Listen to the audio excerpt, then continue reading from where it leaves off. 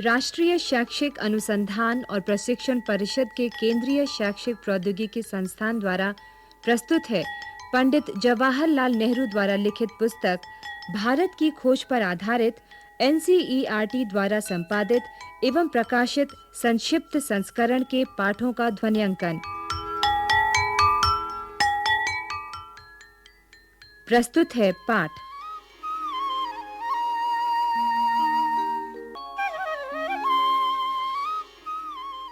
महावीर और बुद्ध, वर्ण व्यवस्था।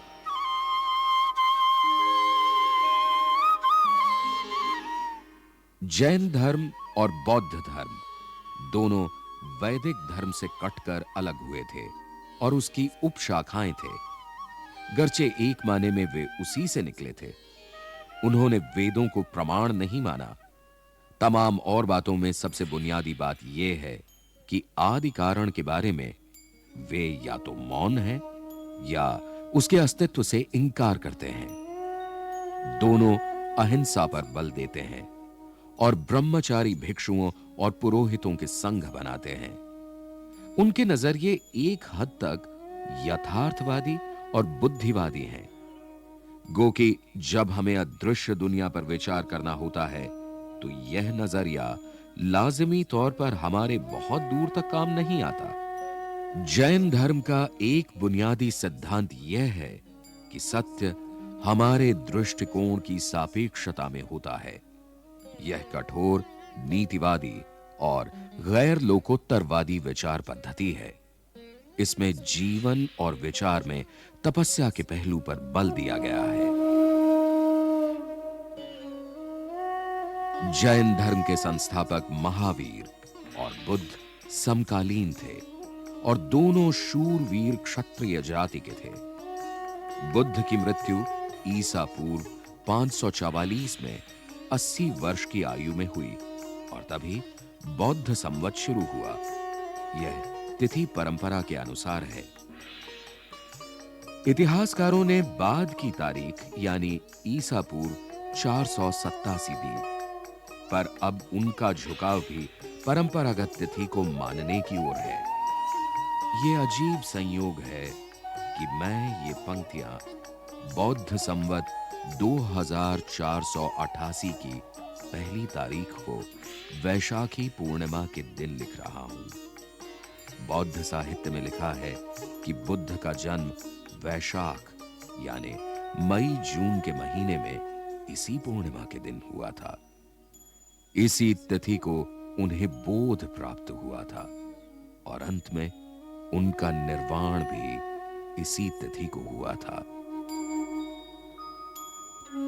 बुद्ध में लोक प्रचलित धर्म, अंधविश्वास, कर्मकांड और पुरोहित प्रपंच और उनके साथ जुड़े हुए निहित स्वार्थों पर हमला करने का साहस था। उन्होंने आध्यात्मिक, धर्म वैज्ञानिक नजरिए की तथा चमत्कारों, इल्हामों, अलौकिक व्यापारों आदि की भी निंदा की। उनका आग्रह तर्क, विवेक और अनुभव पर था। उनका बल नैतिकता पर था। उनकी पद्धति मनोवैज्ञानिक विश्लेषण की थी, ऐसा मनोविज्ञान जिसमें आत्मा के लिए जगह नहीं थी। उनका पूरा नजरिया आध्यात्मिक अटकलबाजी की बासी हवा के बाद पहाड़ों से आने वाले ताजी हवा के झोंके की तरह लगता है। बुद्ध ने वर्ण व्यवस्था पर सीधा वार नहीं किया, लेकिन अपनी संघ व्यवस्था में उन्होंने इसे कोई स्थान नहीं दिया। इस बात में संदेह नहीं कि उनके पूरे रुख और क्रियाकलाप से वर्ण व्यवस्था को धक्का पहुंचा। ये विचित्र और महत्वपूर्ण बात है कि भारतीय इतिहास के लंबे दौर में पुरोहित प्रपंच और वर्ण व्यवस्था की कठोरता के विरुद्ध बड़े लोगों ने बार-बार चेतावनी दी है।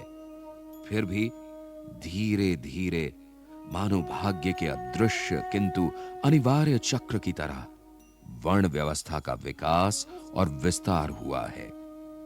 इसने भारतीय जीवन के हर पहलू को अपने शिकंजे में जकड़ लिया है।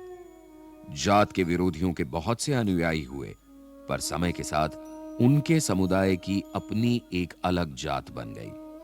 जैन धर्म जो अपने मूल धर्म के विरोध में खड़ा हुआ था, अनेक रूपों में उससे बिल्कुल अलग था, जात के प्रति सहिष्णु था और खुद उसने अपने को उसके अनुरूप बना लिया था। इसलिए आज भी यह जिंदा है और जारी है, तो लगभग हिंदू धर्म की एक शाखा के रूप में। बौद्ध धर्म ने जाति व्यवस्था को स्वीकार नहीं किया। वह अपने विचारों और दृष्टिकोण में ज्यादा स्वतंत्र रहा। अंततः वह भारत से बाहर निकल गया, गो कि भारत और हिंदुवाद पर उसका गहरा प्रभाव पड़ा। बुद्ध की शिक्षा। बहस मुबाहसों से भारत को हमेशा बहुत अनुराग रहा है, किंतु इनसे कहीं बढ़कर लोगों पर एक बहुत बड़े और क्रांतिमान व्यक्तित्व का प्रभाव पड़ा और उसकी स्मृति उनके मन पर ताजा थी। उसका संदेश पुराना होते हुए भी उनके लिए बहुत नया और मौलिक था, जो ब्रह्म ज्ञान की गुत्थियों में डूबे रहते हैं। इस व्यक्ति ने बुद्धिजीवियों की कल्पना पर अधिकार कर लिया। वह लोगों के हृदय में गहरे बैठ गया। बुद्ध ने अपने शिष्यों से कहा, सभी देशों में जाओ और इस धर्म का प्रचार करो। उनसे जाकर कहो कि निर्धन और दीन, धनी और कुलीन सब एक हैं। इस धर्म में सब जातियां आकर इस तरह मिल जाती हैं जैसे समुद्र में नदियां। उन्होंने सबके लिए करुणा का, प्रेम का संदेश दिया, क्योंकि इस संसार में घृणा का अंत घृणा से नहीं होता, घृणा का अंत प्रेम से होता है।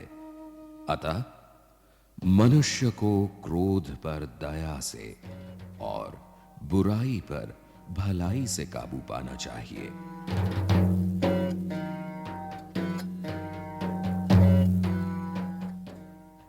यह सदाचार और आत्मानुशासन का आदर्श था। युद्ध में भले ही कोई 1000 आदमियों पर विजय पाले, पर जो अपने पर विजय पाता है, सच्चा विजेता वही होता है। मनुष्य जन्म से नहीं, बल्कि केवल कर्म से नीच जाति का या ब्राह्मण होता है।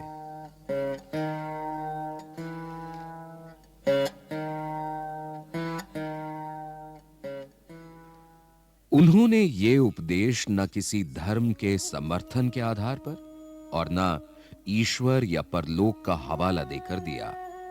उन्होंने विवेक, तर्क और अनुभव का सहारा लिया और लोगों से कहा कि वे अपने मन के भीतर सत्य की खोज करें।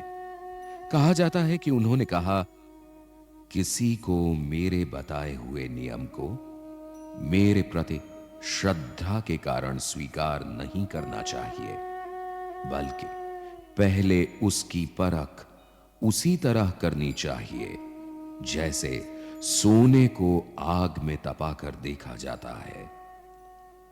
सत्य की जानकारी का अभाव सब दुखों का कारण है। ईश्वर या पर ब्रह्म का अस्तित्व है या नहीं, उन्होंने नहीं बताया। वे ना उसे स्वीकार करते हैं, ना इनकार। जहां जानकारी संभव नहीं है, वहां हमें निर्णय नहीं देना चाहिए। कहा जाता है कि एक प्रश्न का उत्तर देते हुए बुद्ध ने कहा, यदि परब्रह्म से मतलब किसी ऐसी सत्ता से है जिसका सभी ज्ञात वस्तुओं से कोई संबंध नहीं है, तब किसी ज्ञात तर्क से उसके अस्तित्व को सिद्ध नहीं किया जा सकता। दूसरी चीजों से असंबद्ध किसी चीज का अस्तित्व है भी या नहीं, यह हम कैसे जान सकते हैं? यह पूरा ब्रह्मांड जिस रूप में हम इसे जानते हैं, संबंधों की एक व्यवस्था है। हम किसी ऐसी चीज को नहीं जानते जो बिना संबंधों के है या हो सकती है। इसलिए हमें अपने आप को उन्हीं चीजों तक सीमित रखना चाहिए जिन्हें हम देख सकते हैं और जिनके बारे में हम निश्चित जानकारी हासिल कर सकते हैं। बुद्ध की पद्धति मनोवैज्ञानिक विश्लेषण की पद्धति थी और इस बात की जानकारी हैरत में डालने वाली है कि अधुनातन विज्ञानों के बारे में उनकी अंतर्दृष्टि कितनी गहरी थी। जीवन में वेदना और दुख पर बौद्ध धर्म में बहुत बल दिया गया है। बुद्ध ने जिन 4 आर्य सत्यों का निरूपण किया है, उनका संबंध दुख का कारण, दुख के अंत की संभावना और उसे समाप्त करने के उपाय से है। दुख की इस स्थिति के अंत से निर्वाण की प्राप्ति होती है। बुद्ध का मार्ग मध्यम मार्ग था। यह अतिशय भोग और अतिशय तप के बीच का रास्ता है। अपने शरीर को कष्ट देने के अनुभव के बाद उन्होंने कहा, जो व्यक्ति अपनी शक्ति खो देता है वह सही रास्ते पर नहीं बढ़ सकता। यह मध्यम मार्ग आर्यों का अष्टांग मार्ग था।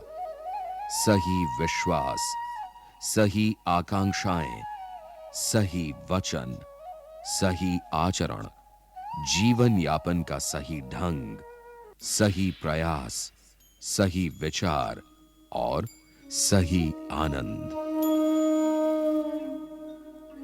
बुद्ध ने अपने शिष्यों को वही बातें बताईं जो उनके विचार से वे लोग समझ सकते थे और उनके अनुसार आचरण कर सकते थे। उनका शिक्षा से मतलब यह नहीं था कि हर बात की पूरी पूरी व्याख्या की जाए, जो कुछ भी है उसका पूरी तरह उद्घाटन किया जाए। कहा जाता है कि एक बार उन्होंने अपने हाथ में कुछ सूखी पत्तियां लेकर अपने प्रिय शिष्य आनंद से पूछा कि उनके हाथ में जो पत्तियां हैं उनके अलावा भी कहीं कोई है या नहीं। आनंद ने उत्तर दिया, पतझड़ की पत्तियां सब तरफ गिर रही हैं और वे इतनी हैं कि उनकी गणना नहीं की जा सकती।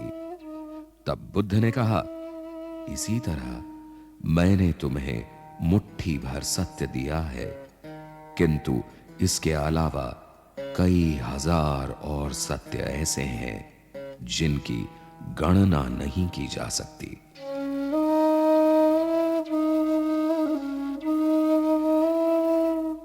बुद्ध कथा।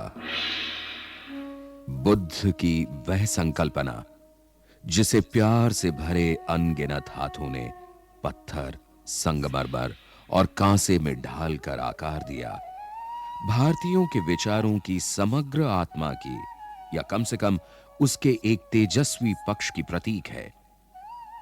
कमल के फूल पर बैठे हुए, शांत और धीर, वासनाओं और लालसाओं से परे, इस संसार के तूफानों और संघर्षों से दूर, वे इतनी दूर पहुंच से इतने परे मालूम होते हैं जैसे उन्हें पाना असंभव हो। लेकिन हम जब उन्हें दोबारा देखते हैं तो उस शांत अडिग आकृति के पीछे हमें एक ऐसा आवेग और ऐसा मनोभाव दिखाई पड़ता है जो अद्भुत है और उन तमाम आवेगों और मनोभावों से अधिक प्रबल है जिनसे हम परिचित हैं। उनकी आंखें मुदी हुई हैं, किंतु कोई चेतना शक्ति उनमें से झांकती दिखाई पड़ती है। उनकी आकृति जीवनी शक्ति से भरी जान पड़ती है। युग पर युग बीतते जाते हैं, पर बुद्ध हमसे बहुत दूर नहीं मालूम होते। उनकी वाणी हमारे कान में धीमे स्वर से कहती है कि हमें संघर्ष से भागना नहीं चाहिए, बल्कि शांत दृष्टि से उनका मुकाबला करना चाहिए और जीवन में विकास और प्रगति के और बड़े अवसरों को देखना चाहिए। सदा की तरह आज भी व्यक्तित्व का प्रभाव पड़ता है और जिस व्यक्ति ने मानव जाति के विचारों पर बुद्ध की तरह अपनी छाप डाली हो, जिसके बारे में सोचते हुए आज भी हम एक जीती जागती थरथराहट पैदा करने वाली अनुभूति से गुजरते हैं, वह आदमी बड़ा ही अद्भुत रहा होगा। ऐसा आदमी जो बार्थ के शब्दों में शांत और मधुर ऐश्वर्य की, सभी जीवों के लिए अपार सहानुभूति और पीड़ितों के लिए असीम करुणा की, पूरी नैतिक स्वतंत्रता की और हर तरह के पूर्वाग्रह से मुक्ति की परिष्कृत मूर्ति था। उस राष्ट्र और जाति के पास निश्चय ही समझदारी और आंतरिक शक्ति की गहरी संचित निधि होगी, जो ऐसे भव्य आदर्श को जन्म दे सकती है।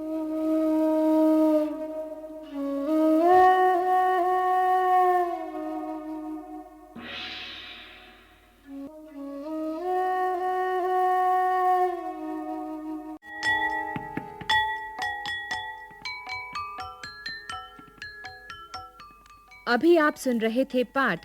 लेखक पंडित जवाहरलाल नेहरू, संपादन और अनुवाद निर्मला जैन, वाचन स्वर जितेंद्र राम प्रकाश, ध्वन्यांकन सतीश लाड़े, दीपक पांडे, निर्माण सहयोग दाऊ दयाल चतुर्वेदी तथा निर्माण एवं प्रस्तुति रमेश रानी शर्मा।